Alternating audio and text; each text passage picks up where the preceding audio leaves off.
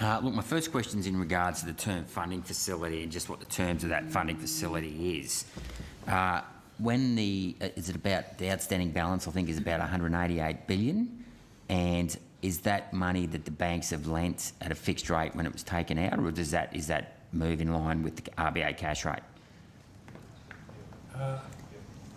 That money can be lent by banks or used by banks for a whole range of purposes. So some of it might have found its way into fixed rate loans. No, but when they borrowed it from you, when they borrowed it from us, the RBA, what's the rate of interest they're paying? It's fixed. Some of it was fixed at the earlier rate it was taken out at, which is 25 basis points. Right. And much of it's fixed at 10 basis points. Right. So they're borrowing at 0.1 or 0.15, and they're now lending out that money at the various market rates. Yeah. Could be anywhere between the overnight cash rate of 3.3% now, 3.25% now, up to 5 or 6%. Yep, something like that. Yeah. So in regards to when they park it with the RBA, the overnight cash rate, they're getting about a 3% margin on that. The same money that you've lent to them, they now lend back to you, and that's basically a free gift to the banks, isn't it, on behalf of the Australian taxpayer? Well, I mean, it is a subsidy. It was intended to be, because it was put in place, as the Deputy Governor suggested, during those dire times of March 2020, when the intention was to provide low-cost funding, and much of that low-cost funding was passed on to borrowers, including households, but also small businesses, in the form of low-rate loans. Yeah, okay, thank you. So any 0.1, and then they're making a 3% margin, so that's something like a 3,000% yes, return. but I suspect much of it was lent out. Well, yeah. And earning an even higher return for the banks.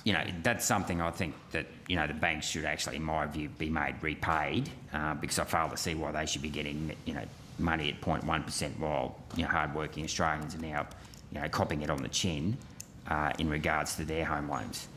but the second point is that the information that is potentially of interest is in fact confidential.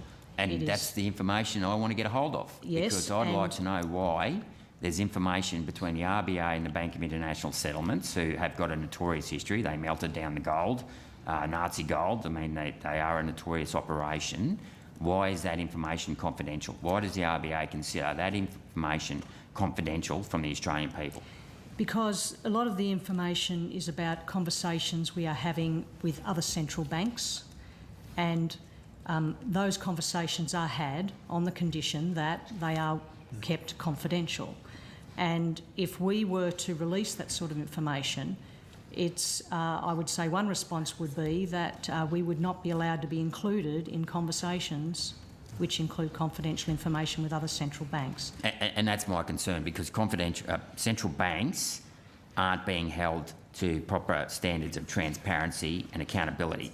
And given that it's been central banks that have expanded the volume of money on a dramatic scale in the last 30 years, if anyone should be transparent and accountable, it should be the world's central banks, especially the US Federal Reserve, which is owned by a number of prime banks. Most people in this room wouldn't even know what a prime bank is.